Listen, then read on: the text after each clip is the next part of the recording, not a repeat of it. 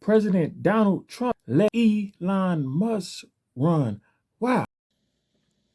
But now that Elon Musk and Donald Trump have had a falling out and the bromance seems to be over with and done, let's not forget that at the beginning of Trump's second administration, Trump just opened the floodgates for him. He said, hey, come on in, Elon. Take what you want. Do what you want to do. Mess everything up. Run wild. Get crazy on them. And I'm going to run cover for you.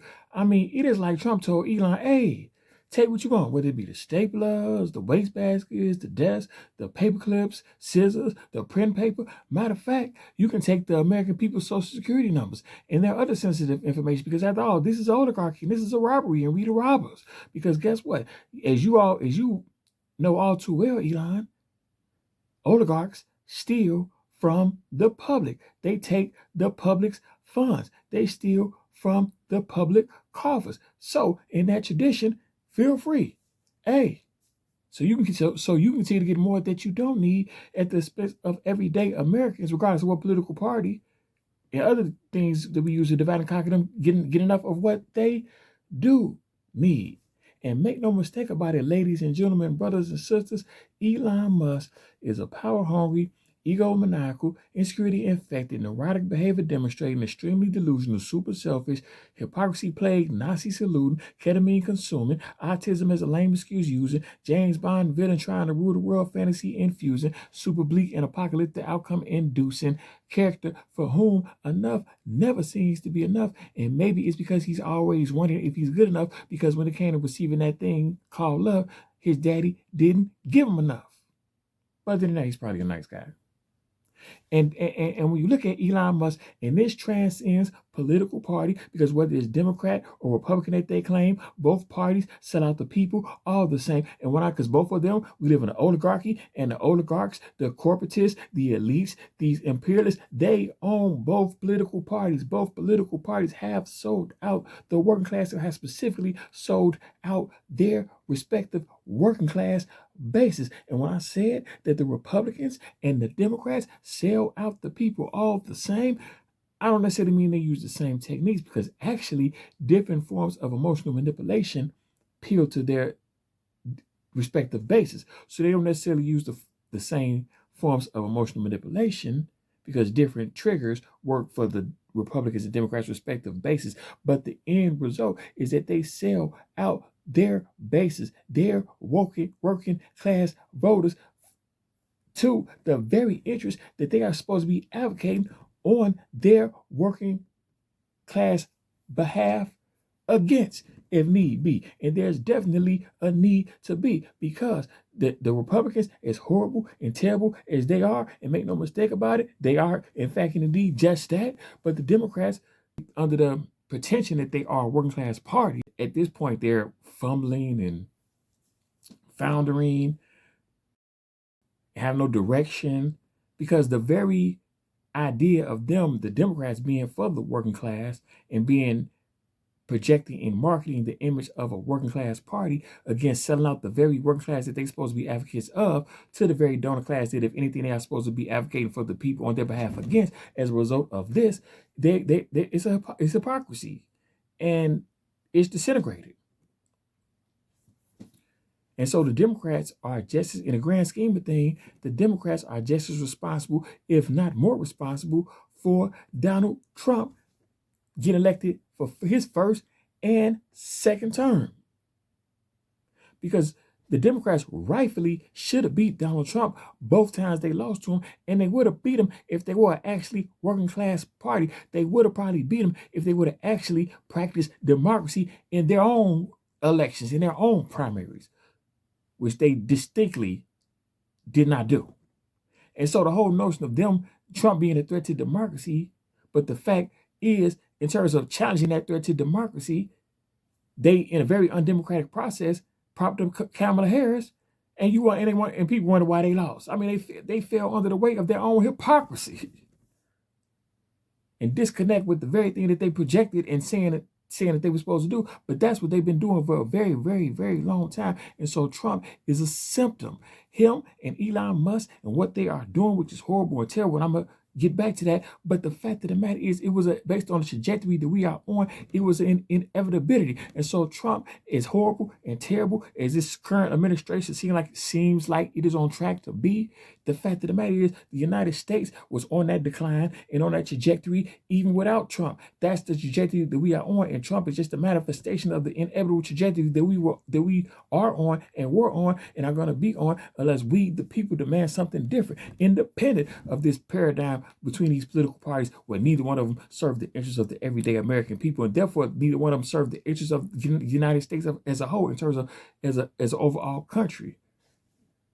But going back to Elon Musk and this Department of Government Efficiency, DOGE, D.O.G.E., it really, not make no mistake about it, it is not about cost cutting and about efficiency.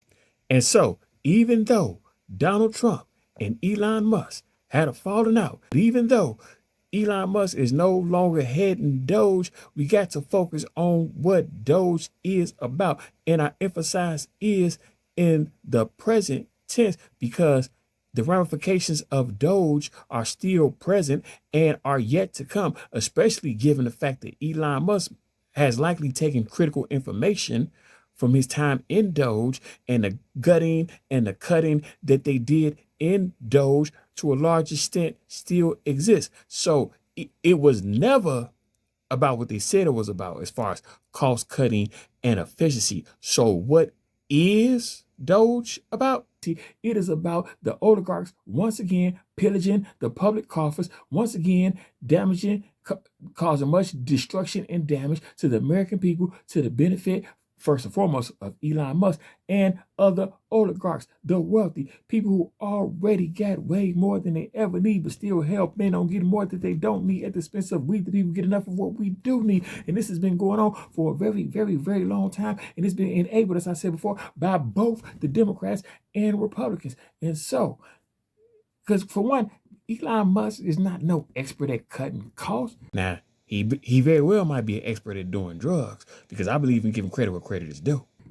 He ain't even necessarily an expert at, he damn sure ain't no technological innovator, unless you consider hiring people who do technological innovation as making you a technological innovator. But how come hiring people to do other stuff, like say being a janitor, doesn't make you a janitor? Notice how convenient that is. But hey, let's give Elon Musk, once again, let's give him credit where credit is due. He's probably an innovator at taking credit for other people's stuff and cultivating an image, a favorable image that he's been able to use to pump up the prices of his companies, including the stock price of Tesla, and translating that into real money that he's been able to use to get even more real money and real power. But Doge really should stand for, and to the extent, because yeah, the U.S. government is bloated and definitely could stand to be cut and made more efficient, but this is not the way. And Elon Musk, is no expert. For one, government is not a business, and for good reason. It should not be run like a business, because government is supposed to be the thing that push back against business and these greedy as hell corporations who want more and more and more and have no regard for the public good, for the well-being of people, and cause all kind of devastation, destruction, and harm throughout the world. A lot of just horrible, terrible, inhumane stuff that a lot of it doesn't even get reported, not even half of it, in our modern everyday media. And so, like I said, Elon Musk, he has not even proven to have a track record at cutting costs for business other than firing people. Firing lots of people is the easiest way to cut costs. And we live in a system that's all about short-term profits, short-term maximum gains, to the destruction and devastation of everything, of the planet, of the well-being of the people, of our industrial base, of the working class in the United States. Short-term profits to the devastation and destruction of long-term good.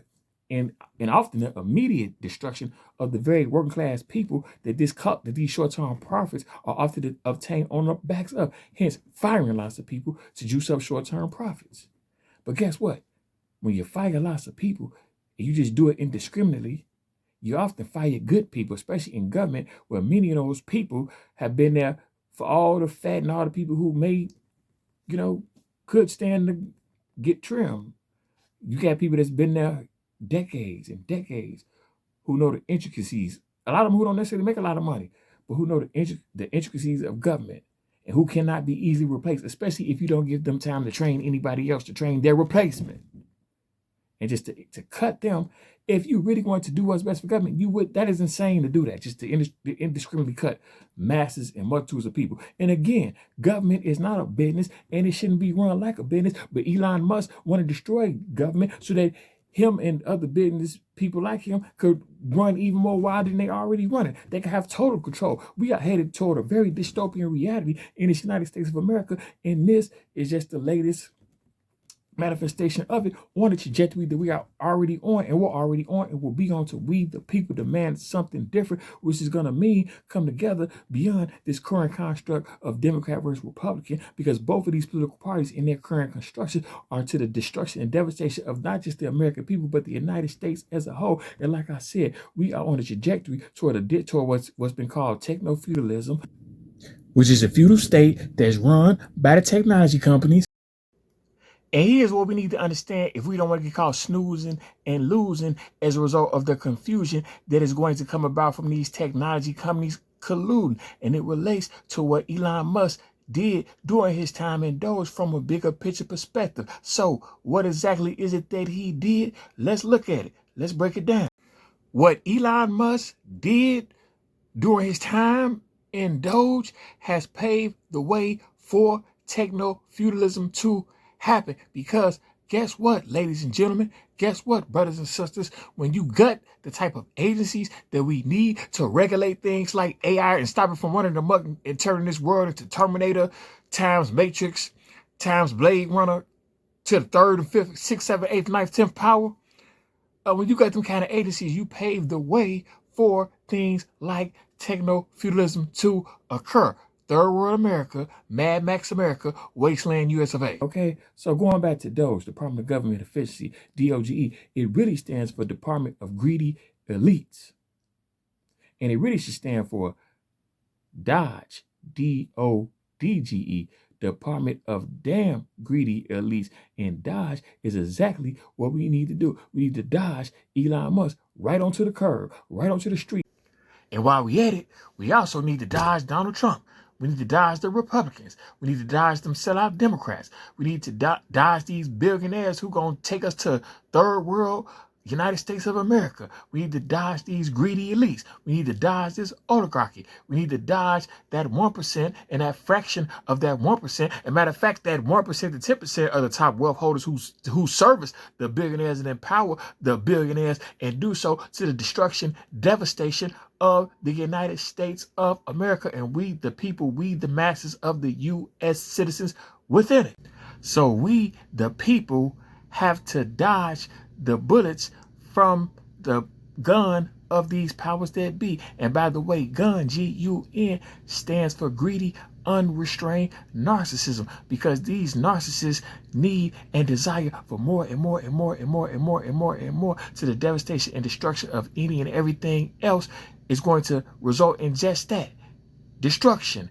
And a lot of these narcissists have built bunkers and have other contingency plans so that when we, the people, are living the devastating fallout from their actions, they plan on being somewhere safe, leaving us holding the bag. So we, the people, in order to stop this, have to get it together. Thanks for watching and listening. Peace.